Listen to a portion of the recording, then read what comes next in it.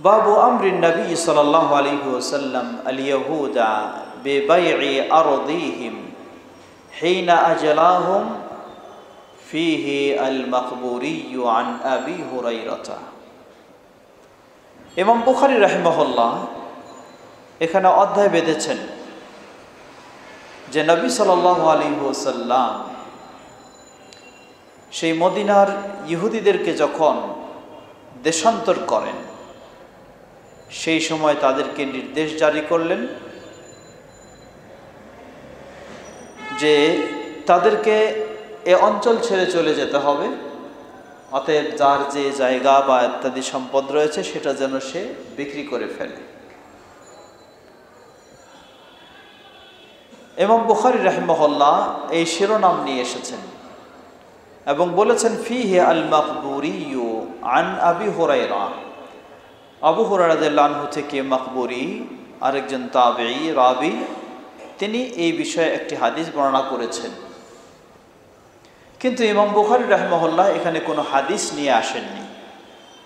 আমরা আগেই অবগত করেছি যে ইমাম বুখারী রাহিমাহুল্লাহ অনেক ক্ষেত্রে দেখা যাবে তিনি একটি শিরোনাম বেঁধেছেন, কিন্তু সেই শিরোনামের সাথে সেটার অধীনে কোনো স্পষ্ট হাদিস নিয়ে আসেননি, অথবা কোথাও হাদিস নিয়ে এসেছেন কিন্তু সেই হাদিসের সরাসরি পরিষ্কার কোনো মিল খুঁজে পাওয়া যাচ্ছে না, ইঙ্গিত সূচক সেখানে দলিল হিসাবে গ্রহণ করে নিয়ে এসেছেন।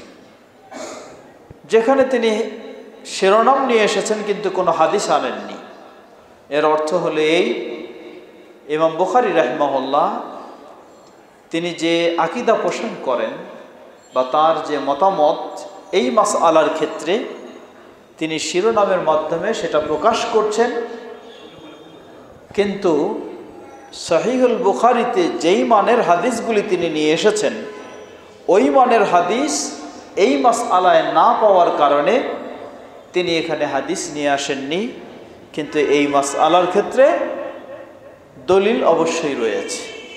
এই জন্য তিনি বলছেন যে ফিহি আল মাকবুরি আন আবি হুরায়রা, এই বিষয়ে আবু হুরায়রা রাদিয়াল্লাহু আনহু থেকে একটি হাদিস বর্ণিত রয়েছে, যে হাদিসটি গ্রহণযোগ্যও বটে, কিন্তু ইমাম বুখারী রাহিমাহুল্লাহ যেই মানের হাদিস নিয়ে এসেছেন সেই মানের না হওয়ার কারণে তিনি এখানে নিয়ে আসতে পারেননি। তো এই হাদিস দিয়ে, এই অধ্যায় দিয়ে, শিরোনাম দিয়ে ইমাম বুখারী রাহিমাহুল্লাহ বোঝাতে চাচ্ছেন যে এই ধরনের যদি মুসলিম দেশ, মুসলিম শাসন থাকে, ইসলামী শাসন, তাহলে সেই দেশে যারা বিভ্রান্তি সৃষ্টি করবে, ফাসাদ সৃষ্টি করবে, বিপর্যয় সৃষ্টি করবে, ফিতনা সৃষ্টি করবে, এমনদেরকে, বা শান্তিপূর্ণভাবে বসবাস করতে চায় না, থাকতে চায় না, এমনদেরকে সেই দেশে রাখা যাবে না, তাদেরকে দেশ থেকে বিতাড়িত করতে হবে। তো তাদেরকে দেশ থেকে বিতাড়িত করলে তাদেরকে সরকারি নির্দেশ জারি করা যাবে যে তোমরা যে সম্পদের মালিক সেটা তোমরা বিক্রি করে ফেলো। এখানে একটি সূক্ষ্ম দিক হলো এই, বেচা কেনার ক্ষেত্রে বিক্রেতা ও ক্রেতা উভয়ের মাঝে সন্তুষ্টি, সম্মতি থাকতে হবে, তাহলে সেটি সঠিক বেচা কেনা হবে, বৈধ বেচা কেনা হবে। কাউকে যদি বাধ্য করতে হয় বিক্রি করার জন্য তাহলে সেটি মূলত বৈধ ও সঠিক বেচা কেনা নয়। তাহলে এটা কিভাবে হতে পারে? জবাব, এটা হলো এই প্রেক্ষাপটের জন্য প্রযোজ্য, অর্থাৎ কোনো ইসলামী মুসলিম অধ্যুষিত ইসলামী দেশে যদি অমুসলিম সেখানে বিপর্যয়, বিভ্রান্তি সৃষ্টি করে থাকতে চায়, তাহলে ইসলামী প্রশাসন তাকে বাধ্য করবে তুমি এ জায়গা থেকে চলে যাও, আর তোমার যে সম্পদ রয়েছে, যেটার তুমি মালিক, ঘর বাড়ি হোক বা জায়গা জমি হোক, সেটা তুমি নির্দেশ দেওয়া হচ্ছে তুমি এটা বিক্রি করে ফেলো। আল্লাহু তাআলা এ পর্যায়ে অধ্যায় নিয়ে এসেছেন বাবু বাই'ল আবদি ওয়াল হাইওয়ানি বিল হাইওয়ান নাসিআতান। বাবু বাই'ল আবদি ওয়াল হাইওয়ান বিল হাইওয়ান নাসিআতান, কৃতদাস বেচা কেনা করা, অনুরূপভাবে প্রাণী, জানোয়ার এই প্রাণীর বিনিময়ে প্রাণী বিক্রি করা, নাসিআতান বাকিতে বিক্রি করা, এটি জায়েজ হবে কি না? আগে আমাদের আলোচনা গেছে, বাকিতে বিক্রি করা শর্ত সাপেক্ষে সেটি বৈধ হবে। তা হলো পরিমাণ নির্দিষ্ট হয়ে যেতে হবে এবং সময়সীমা নির্দিষ্ট হয়ে যেতে হবে ইত্যাদি শর্ত সাপেক্ষে বাকিতেও বিক্রি বৈধ হবে। তো ইমাম বুখারী রাহিমাহুল্লাহ প্রসঙ্গক্রমে অধ্যায় নিয়ে এসেছেন কৃতদাস এবং হাইওয়ানের পরিবর্তে হাইওয়ান, মানে চতুষ্পদ জানোয়ারের পরিবর্তে চতুষ্পদ জানোয়ার বেচা কেনা বাকিতে বৈধ কি না। তিনি যেন এই অধ্যায় দিয়ে শিরোনাম দিয়ে বোঝাতে চাচ্ছেন যে এটি বৈধ। এখানে হাদিস নিয়ে এসেছেন। প্রথমেই কিছু মুআল্লাক বর্ণনা নিয়ে এসেছেন। ওয়াশতারা ইবনু উমর রাহিলাতান বিআরবাআতি আবইরাতান মাদমুনাতিন আলাইহি ইউফিহা সাহিবুহা বিরবাদাতি। আব্দুল্লাহ ইবনে ওমর রাদিয়াল্লাহু তাআলা আনহু তিনি একটি উটের বাহন, রাহেলা বলা হয় ওই উটকে যেই উটটা বাহন হিসাবে ব্যবহার করার উপযোগী হয়। বিআরবাআতি আবইরাতান বাহনের অনুপযুক্ত 4টি উটের বিনিময়ে বাহনের উপযুক্ত একটি বড় উট তিনি ক্রয় করলেন। ইউফিহা সাহিবুহা বিরবাদাতি, তবে ক্রয় করলেন নগদ নয়, এটি বাকিতে। কখন দিবে? দেবে সেটি রাবাদা নামক স্থানে, যেটি মদিনা থেকে মক্কার পথে প্রায় 200 কিলোমিটারের মতো দূরে জায়গায় অবস্থিত। এই বর্ণনা দিয়েও ইমাম বুখারী রাহিমাহুল্লাহ এটার বৈধতা প্রমাণ করতে চাচ্ছেন।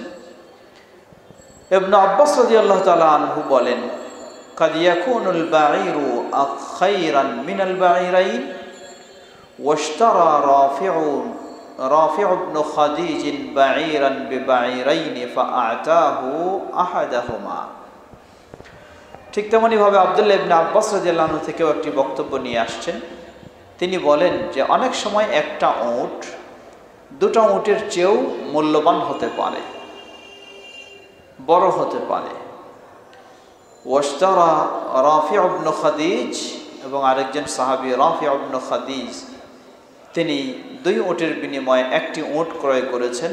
ফাআতাহু আহাদাহুমা, এবং একটি দান করেছেন আব্দুল্লাহ ইবনে আব্বাস রাদিয়াল্লাহু তাআলা আনহুমাকে। ওয়াকালা আতিকা বিল আখারি গাদান রাহওয়া ইনশাআল্লাহ, এবং তাকে বললেন যে একটা আজকে দিচ্ছি, আরেকটা আমি আপনাকে আগামী কালকে রাহওয়া নামক জায়গায় সেখানে আরেকটি উট দেব।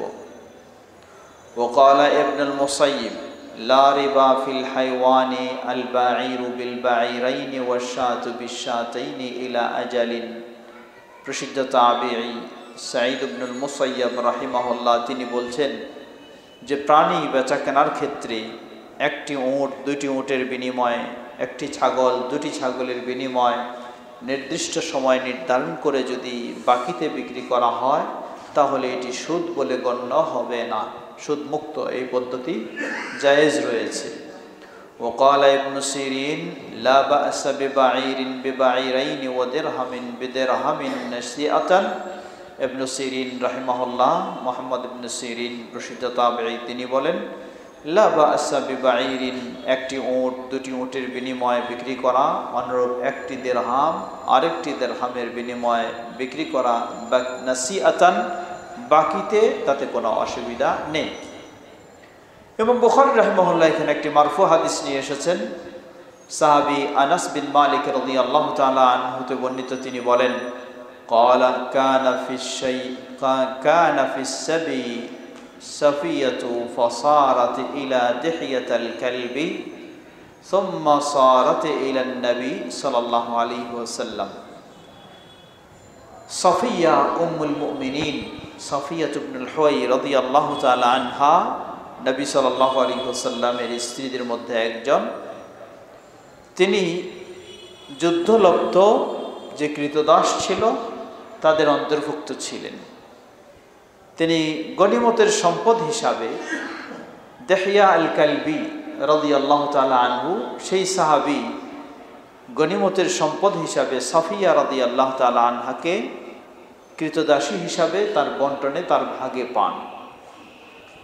সুম্মা সারাত ইলা নবী সাল্লাল্লাহু আলাইহি ওয়াসাল্লাম, অতঃপর নবী সাল্লাল্লাহু আলাইহি ওয়াসাল্লামের কাছে আরেকটি কৃতদাসের বিনিময়ে বিক্রি করে ফেলেন, বা নবী সাল্লাল্লাহু আলাইহি ওয়াসাল্লামের নির্দেশে সেটি বেচাকেনা হয়।